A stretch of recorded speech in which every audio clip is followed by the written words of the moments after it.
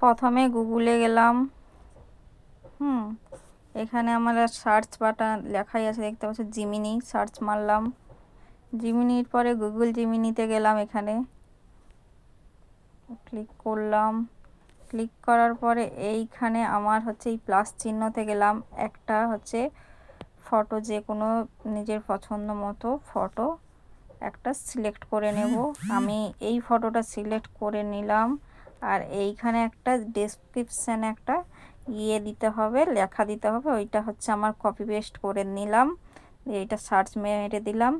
কিছুক্ষণ এখানে just see যেটা লেখা আছে ওইখানটায় সার্চ হবে এখানে।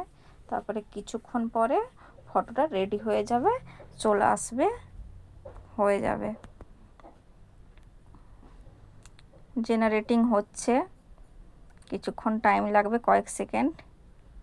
চলে এসছে, দেখতে পাচ্ছ কমপ্লিট ফটো।